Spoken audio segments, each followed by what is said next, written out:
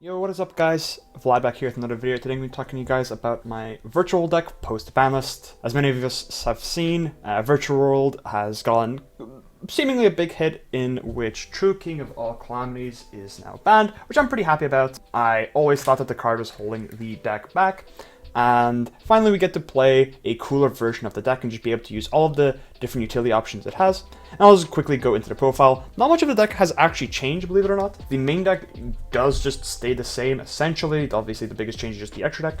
So I'm just going to quickly go over the main deck because we've already seen all of these cards for the past few formats. I don't think I'm just going to quickly gloss over them. You're always just going to be playing 3 of each of every Virtual World name that has the in-hand effect. And then we're going to be playing 2 Nyan Nyan and 1 Tutu. Pretty standard. I'm not sure how much Tutu is needed anymore, but the fact that it just lets you have a monster that brings itself back from the graveyard as level 6 is pretty decent, especially if you're playing things like Tzolk'in, which I am not, because I'll get into that in a bit.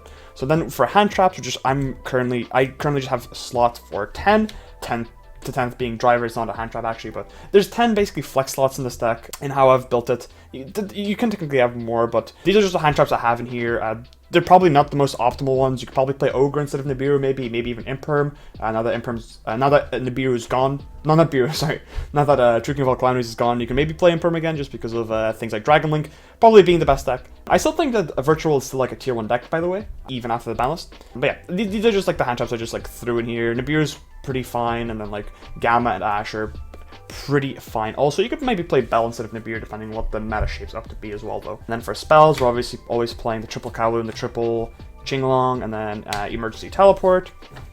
And then for the rest of the spells, I am playing 2 Prosperity and 3 Desires. I still think that Desires is the better card in this deck. I think even after the ban list, I think the draws are a lot more important now because your board is a lot weaker than it was. So I think that drawing the extra cards is a lot more important than Prosperity. And also you can just get away with Chooch Shenshin a lot of the time. However, if you don't have Prosperities, don't worry, you can just play Foolish Burial Goods instead. I think it's a fine replacement. But yeah, I think Prosperity is a very fantastic card in this deck though. Just being able to grab any Virtual World name is pretty amazing. So yeah, that's nice. I do dislike the fact that you can't draw off cards like Star Charge Warrior and Coral Dragon and Arcathis though. It's a big turn-off for me. And then for the trap cards, I'm playing 2 Chooch and 1 Shenwu. Once again, like I said, the deck does not change all that much. Shenwu is just absolutely amazing card. It does really help when you're going second with this deck. As for the extra deck, the synchros part hasn't really changed. I'm playing Star Charge Warrior, playing Coral Dragon, we're playing Juju. I'm still playing Cloud Castle even though VFD's gone. Get into that a little bit. There's Croc, Vermilion Dragon Mech, and Shenshin.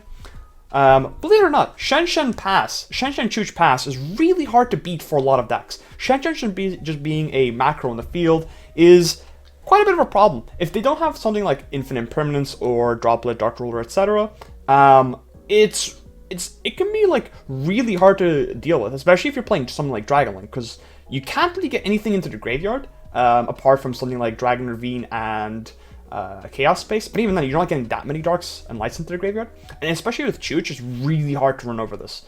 So dragons can have a big problem dealing with this. It also turns off things like Prank Kids. It means that your Chooch just banishes a face-up card on the field just better than Trident. It's just a super solid card. Just to end on. And even if they get rid of this, you can bring it back on your own turn. Like, this card is just a grind game and also just like a end board in itself. It's crazy. And it also has like a recursion effect where you can just put back your banished Nyan Nyans into the graveyard. It's just such a silly card. It's absolutely ridiculous. Very good card. Still playing Croc. Croc is another form of destruction in this deck. Weird, discard 2 cards, pop a card in the field. Not the greatest effect, however, when combo with Shenshin, it's a banish a card in the field. And that's a very powerful effect still. Like, banishing card is still a very powerful disruption in today's Yu-Gi-Oh! I'll go into the Cloud Castle in a little bit. XYZs, I'm playing Break Sword. I'm not playing Bamboozling Gossip Shadow. This isn't much of a combo deck. The way I've built it, I'm kind of more playing as like a combo control, like more of a mid-range deck. Then I'm playing Fan, and also Gaia Dragon, the Thunder Charger. Fan's really just strong against decks like Eldritch, because you have to banish their lords from field and their lords from grave. And then we're playing Gaia Charger because when you use Fan's effect, it detaches all of its materials, and when you put Gaia Charger on top of it, it means that you can go attack, main phase 2, make a Zeus on top of it, so your Zeus has 2 materials. Also, if you make Utopia Beyond, you can make a 4 material Zeus, which is really nice utility for this card. You can also play Downer Magician to put something over this, but I don't really have space for that in this version. Also, keep in mind, Fan has a really crazy other effect where if it's destroyed by battle or by an opponent's card effect while it's in the monster zone, you can summon 2 virtual worlds from your deck with the same type and attribute, which is kind of crazy. So it means you can summon, like, for example, a Nyan Nyan and a Lulu from deck, or you can summon a Gigi and Lily, or Lily and Tutu. There's a lot of cool stuff you can do with this card. So, like, if you're playing as something like Eldritch, if the Conquistador pop this, you're just summoning 2 more dudes from your deck, and then, like, you've just gotten free disruption and more monsters onto the field. It's crazy. This really card's really good against the grindy control decks. Next I'm playing M7, absolutely fantastic card. When you draw a hand trap, you're able to just bounce it back with this, and you're able to kind of like stun lock your opponent essentially. Like, for example, if you're playing in something like Dinosaur, game 2 and 3, you can go, you Lancia them, they pass, you make M7, you add back Lancia, you swing in, you make a, you make a Zeus with this, you just attack with this and you pass, and then you Lancia them again, they still can't play, and then you just keep doing it until they die. It's pretty gross, especially with like something like Ash Blossom, and even if like just say like Skullmeister, right? If you're playing in something like Dragon Link, they go Hermetic Seal, bounce something, and then they go Seal Graveyard effect, you Ash it, and then you make an M7, you add back the Ash, and then you have another disruption for their turn. Like, in a sense, this is kind of a disruption, but it is not a turn 1 disruption in that sense. But it's still a very fantastic card. Being able to add back literally anything, it can also... It's such a versatile card. I cannot sing the praises of this card enough. And I think many of you already know that anyway. Utopia Beyond is a good card to out-Dragoon, but also lets you just kill your opponent. When comboed with something like Star's Charge Warrior, you can deal a lot of damage really quickly, and it's just nice to have Dragoon outs, because I feel like the format's going to be very... It's kind of hard to know what's going to be happening in the format, and Dragoon seems like a very easy way to just deal with the format, but I don't know. This is a nice little like card to end games with as well. It's just a nice little utility card. And then as for the big boys, I'm playing Hyperiton. I don't think this card's fantastic. There is definitely other ways. The problem with this card is the fact that it can't negate cards on your turn, which is pretty bad. I will say that's like a really, really bad part about this card. However, it is just a nice interrupt. It's like easy to make somewhat, and that's realistically it. You can honestly play anything else over this. There's a lot of better cards probably. You could play the Tzolk'in stuff. You could play the Dragoon Tzolk'in stuff with like with Bloody Muddragon. That stuff's cool. I think it's neat, but I'm not sure how fantastic it is. I'd rather just play a deck that just doesn't really lose to Nibiru. Unfortunately, it does lose to many other things, but alas. I think this card's still like a fine card to play in the deck. It's really good in like simplified game states.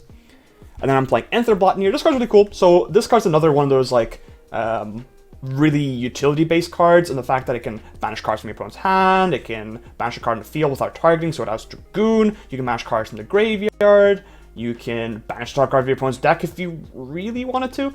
But this is just kind of like a utility card. You can do cool things where like you go Aetherblattnir turn 1, you detach Shen, and then you banish a card from their hand, you make a Cloud Castle, you make a second one, and then you banish another card from their hand. You end with like hand loop for 2, with, like when you're banishing 2 cards from their hand. And also you have a Chooch, which is a pretty strong end board, like just hand looping your opponent for 2, and then also just having Chooch is pretty strong. It's like ending on double VFD.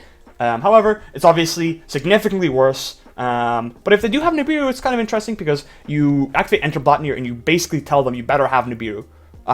Like you have to use this Nibiru now. So that's cool. And then you also see like Cloud Castle make a second one. I'm not doing that in this deck. You can if you really want to. Once again, the extra deck is up to your own imagination. Do whatever you want. There's so many ways to play this deck. You can even play Beatrice, as I was before. I would still consider playing Beatrice, but you can maybe side it and then side cards like Ariel against the Eldritch matchup. You can side something like Galaxy Cyclone to out Mystic Mind, but why would you need to do that? I guess that's Floodgates too. But yeah, I'm still trying to see if there's like any outs to Dragoon with Beatrice, but I don't think there is, unfortunately. But there's a lot of ways to go with the Virtual deck. I'm not sure if there's any other rank 9s that are worth playing. There's probably more rank 6s that you can definitely play though. Something like Phone Strike Bouncers is something that comes to mind also. Last card in the extra deck is Sky Thunder. This is kind of a no-brainer to play in this deck. It's just so busted. We already know like what it is.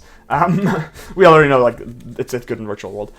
So there is like a few things I'm not playing my extra deck. So I'm not playing Gossip Shadow. Once again, I don't really feel like I really don't think that playing this deck as a combo deck is the way to go. I think playing it much more as a control deck is a bit better. That's why I'm kind of like a bit hesitant of playing Gamma in this deck, because when you're going first and you have Gamma, it's not the most fantastic hand trap just because of the fact that it doesn't actually, like, when you end with like Chooch and Shen Shen, it doesn't actually accomplish anything, and the Gamma's just kind of stuck in your hand not doing anything. But I guess you can use it as a discard, but it's still not fantastic.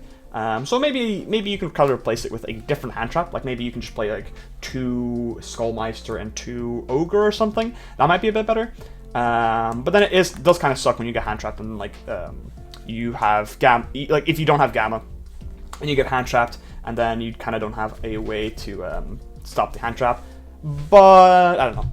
Anyway, let me know what you guys think about my Virtual World deck. Yes, I know it basically just has not changed since last format, but I just want to just say that there is still ways to play this deck. I don't think there's any reason necessarily to do any combos, because the combos literally all are just Shen Shen, Chooch, in the extra monster zone. By the way, summon this in the extra monster zone to play around Cerberus. I don't think anyone's playing Cerberus anyway, but summon the extra monster zone anyway. And then, yeah, Shen Shen, Chooch, and that's game over. You just handshake your opponent, and then, yeah, it's over. It's pretty crazy. So, yeah. Let me know what you guys think about Virtual World in the comments down below, and also let me know what you guys want profiled next. I pretty much have access to every single deck, so let me know what you guys would like to see, and I'll see you guys next time. Bye-bye.